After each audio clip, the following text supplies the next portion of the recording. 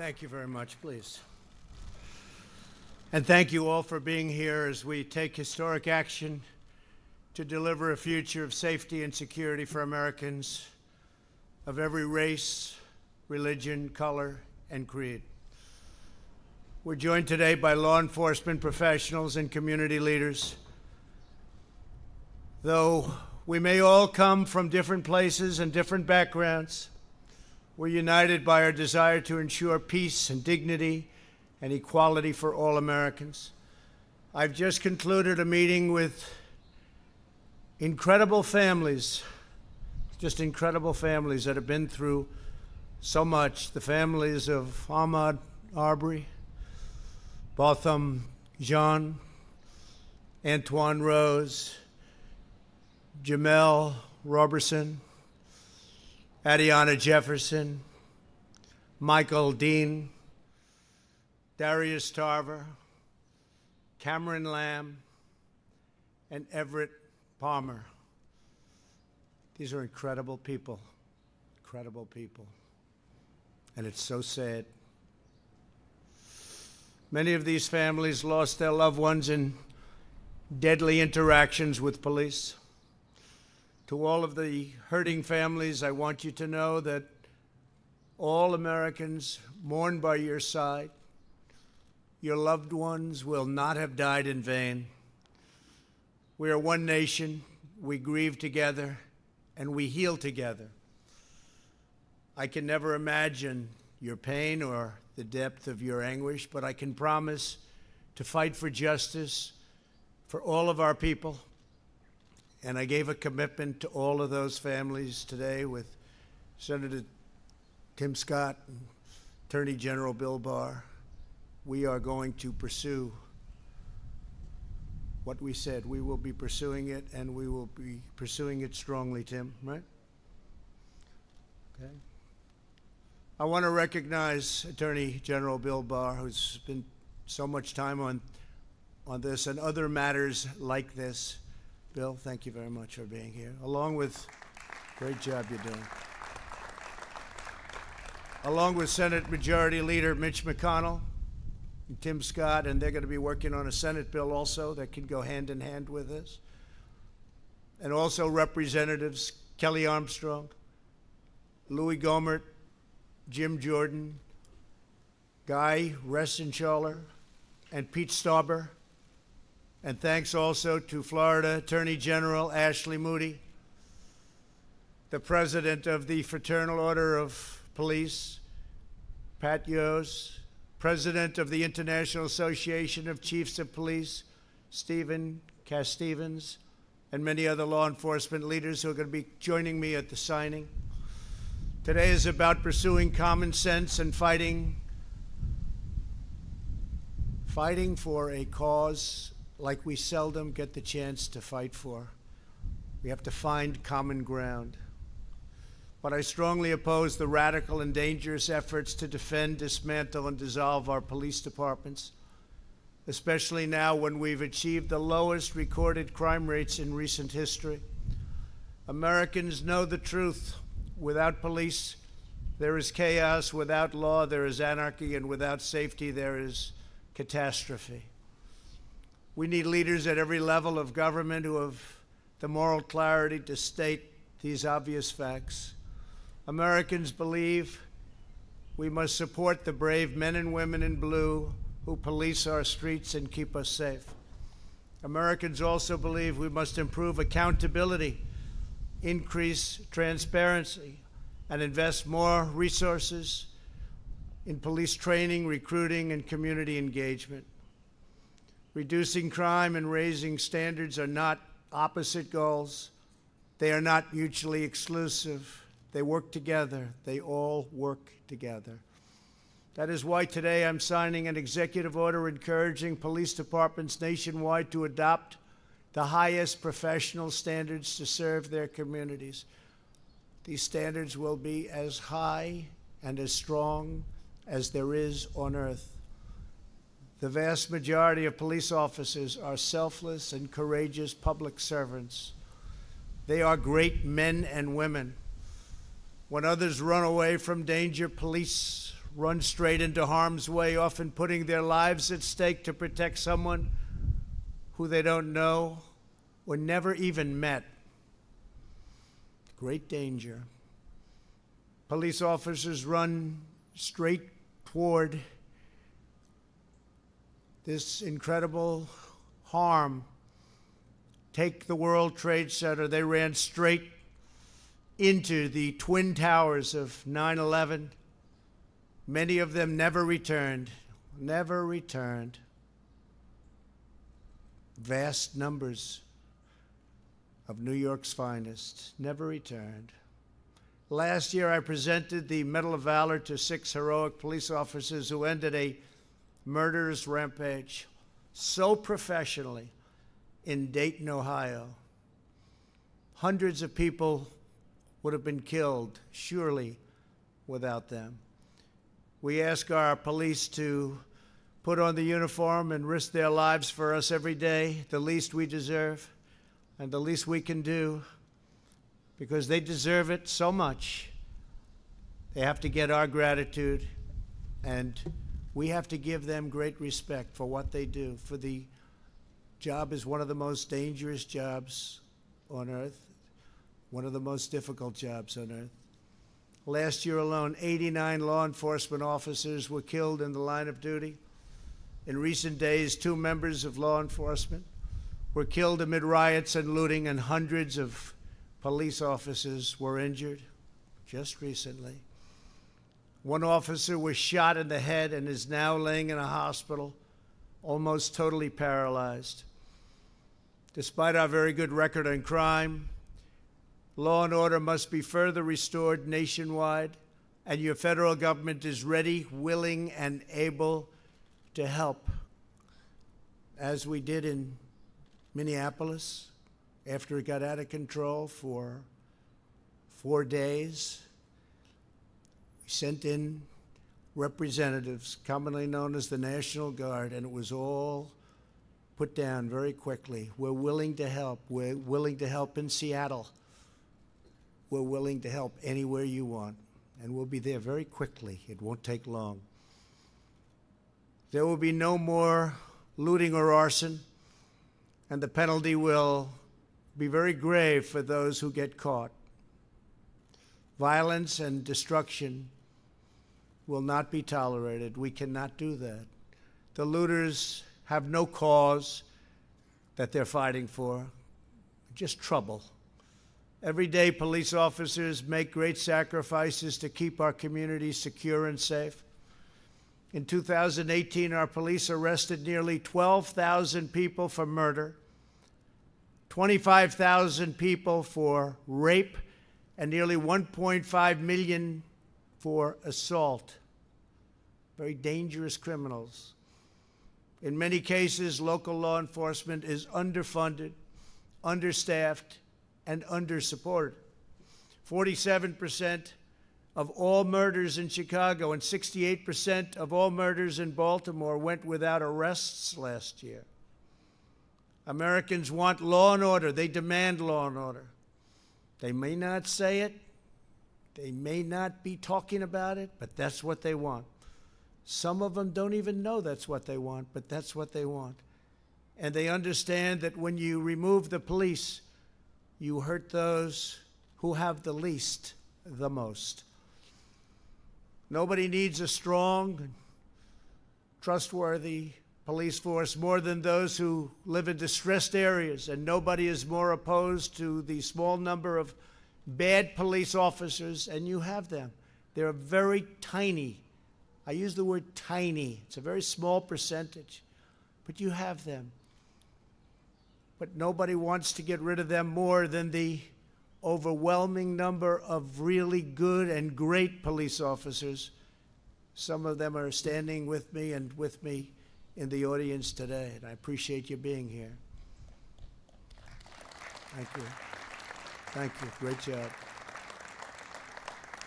What's needed now is not more stoking of fear and division. We need to bring law enforcement and communities closer together, not to drive them apart. Under the executive order I'm signing today, we will prioritize federal grants from the Department of Justice to police departments that seek independent credentialing, certifying that they meet high standards, and in fact, in certain cases, the highest standard. That's where they do the best, on the use of force and de-escalation training. For example, many believe that proper training might have prevented the tragic deaths of Antoine Rose and Botham Jean. As part of this new credentialing process, chokeholds will be banned, except if an officer's life is at risk.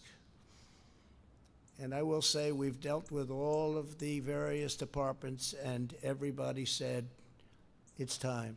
We have to do it.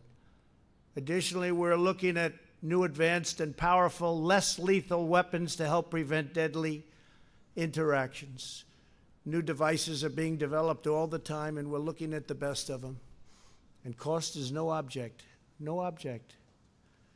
Under this executive order, departments will also need a share of information about credible abuses so that officers with significant issues do not simply move from one police department to the next. That's a problem. And the heads of our police department said, whatever you can do about that, please let us know. We're letting you know. We're doing a lot about it. In addition, my order will direct federal funding to support officers in dealing with homeless individuals and those who have mental illness and substance abuse problems. We will provide more resources for co-responders, such as social workers who can help officers manage these complex encounters. And this is what they've studied and worked on all their lives. They understand how to do it. We're going to get the best of them put in our police departments and working with our police. We will have reform without undermining our many great and extremely talented law enforcement officers. President Obama and Vice President Biden never even tried to fix this during their 8-year period. The reason they didn't try is because they had no idea how to do it.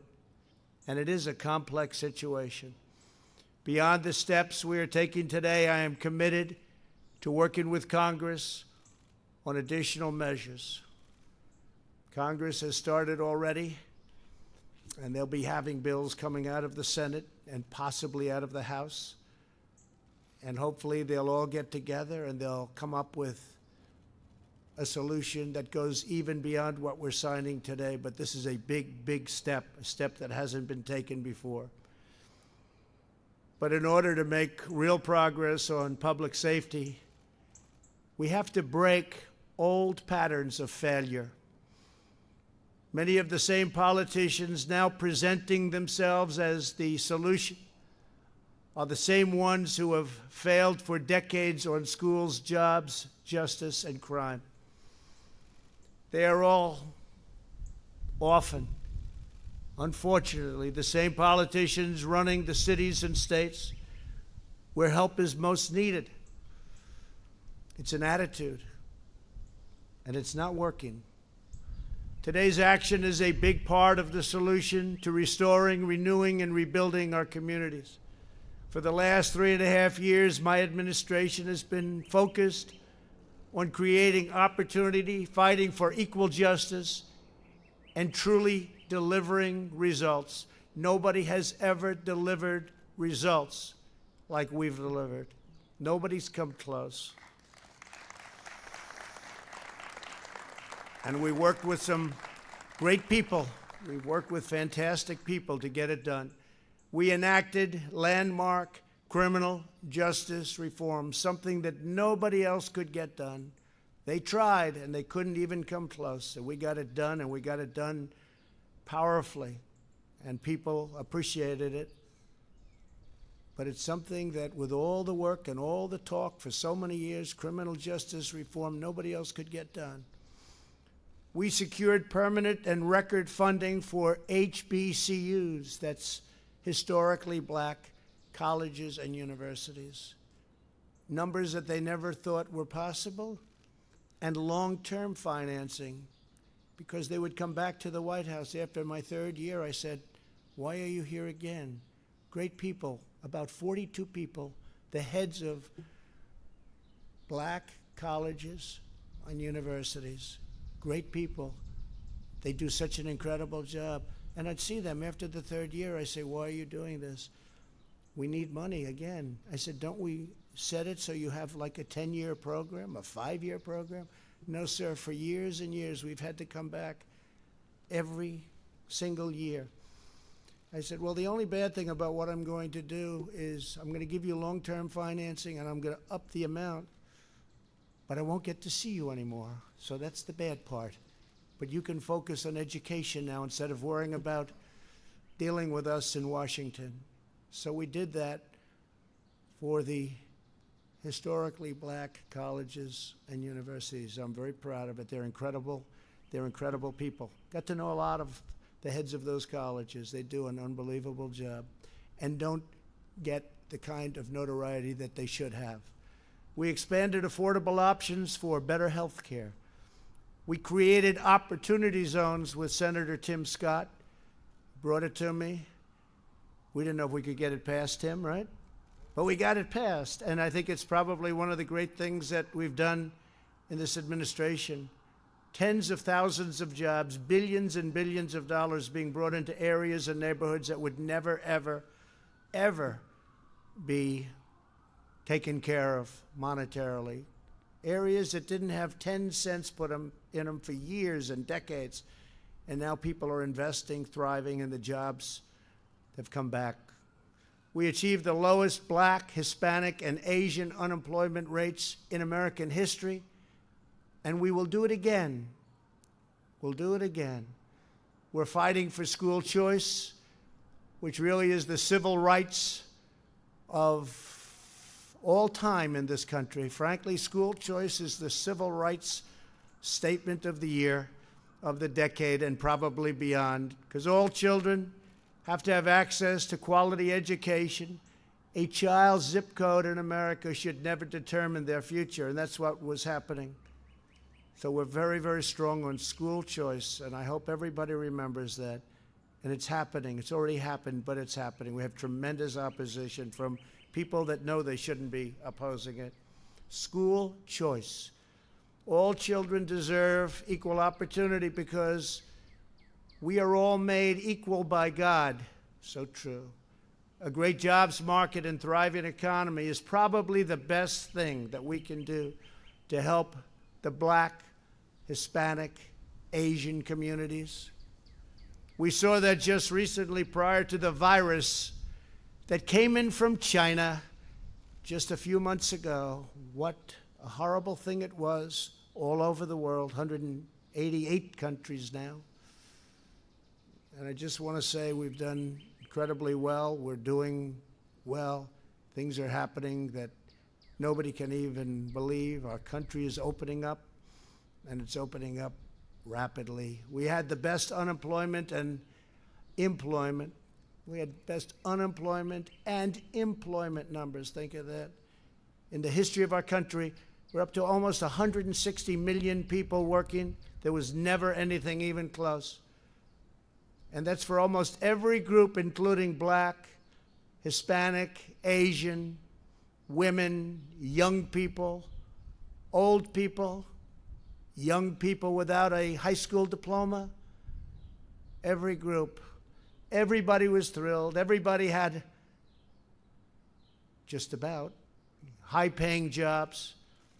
Our country was never in a better position, and we were planning on massive growth. It was happening. It was already there, including big salary increases, which were already taking place for the last 2.5 years. Big, big increases, record increases. Nobody's seen anything like it.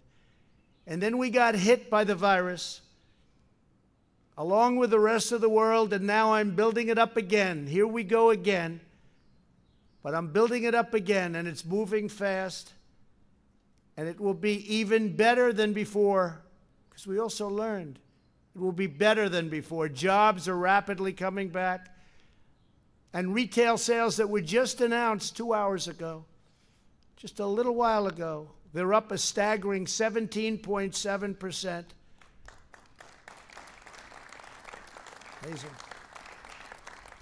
The projection was anywhere from 6 to 8%. We're up 17.7%. And what does that mean? The stock market went through the roof. These good numbers, they drove it up to a level that we're almost at the same level. Hard to believe. We're getting very close to the level we were before the pandemic and before all of the things that you've seen happened. That's a great thing, because ultimately it's about jobs. It's about, the government can never do anything like a great job for a person where they look forward to getting up in the morning and going to work and getting a much bigger check than they could ever get otherwise. Today and over the last 60 days, we've had one of the biggest stock market increases in the history of the stock markets. And 2 weeks ago, the 50-day increase was the single biggest.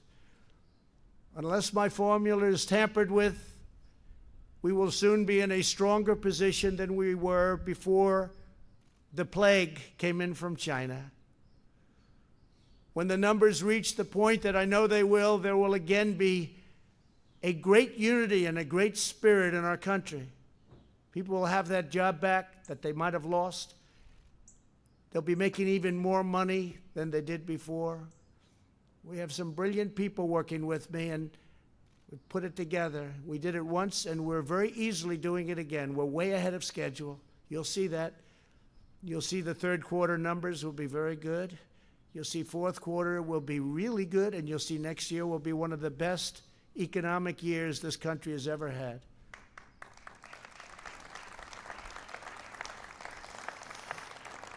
And it's all happening very quickly, way ahead of schedule, and I think you'll see that. People can't even believe what they're looking at. But on top of all of that, before the end of the year, I predict we will have a very successful vaccine, therapeutic, and cure. We're making tremendous progress. I deal with these incredible scientists, doctors, very, very closely. I have great respect for their minds. And they have come up with things, and they've come up with many other cures and therapeutics over the years. These are the people, the best, the smartest, the most brilliant anywhere. And they've come up with the AIDS vaccine. They've come up with, or the AIDS, and as you know, there's various things, and now various companies are involved. But the therapeutic for AIDS was a death sentence. And now people live a life with a pill. It's an incredible thing. The Ebola vaccine and others, these are the people that have done it, or these are the people that have been around it, and they're all competing. It's an incredible thing. All of these brilliant firms, labs, companies are competing, and I will tell you, we're very far advanced. We've already started tests and trials. So I think we're going to have a very, very good answer to that very, very soon. I always say, even without it, it goes away. But if we had the vaccine, and we will, if we had therapeutic or cure, one thing sort of blends into the other, it will be a fantastic day. And I think that's going to happen, and it's going to happen very soon. Americans can achieve anything when we work together as one national family. To go forward, we must seek cooperation, not confrontation. We must build upon our heritage, not tear it down. And we must cherish the principles of America's founding as we strive to deliver safe, beautiful, elegant justice and liberty for all. I'd like now to invite our great friends, because they are our great friends from law enforcement, the officers representing their groups, to come up as I sign a very important executive order. And we're asking Mitch and Tim and all of the people that are here from Congress to go back and see if they can get something done. I see Louis and Jim Jordan. We're all here, a lot of our representatives from Congress and the Senate, if they can go back and add to what we're signing today, it'll be a big moment. It'll be a big moment. But this is a tremendous step. This is a step that could have been taken years ago, but people chose not to do that. And that was, in my opinion, a big mistake. Could have solved a lot of the problems that we have now. So if I could, law enforcement, if you could come forward. We've had the, please come up. We've had the endorsement of the Federal Law Enforcement Officers Association, the Fraternal Order of Police, International Association of Chiefs of Police, International Union of Police Associations, Major County Sheriffs of America Association, National Association of Police Organizations, National District Attorneys Association, National Sheriffs Association, Sergeants Benevolent Association, and many others. They've worked on this with me and my team. Have been fantastic. I want to thank my team. What a team it is. And we've taken very much into mind what they are saying, because these are the people that keep us safe, and they've done an incredible job. Thank you all very much. Thank you.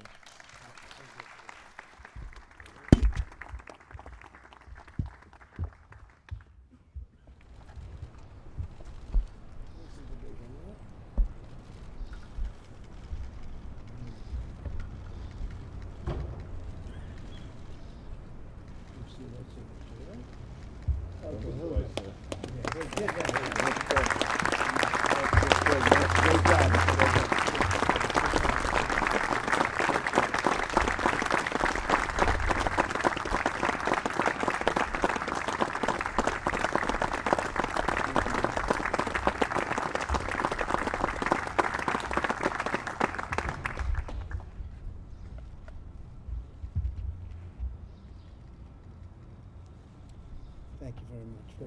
Thank you.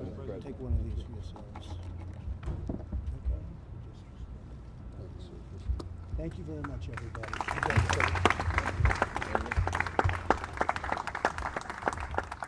Thank you very much. Thank you.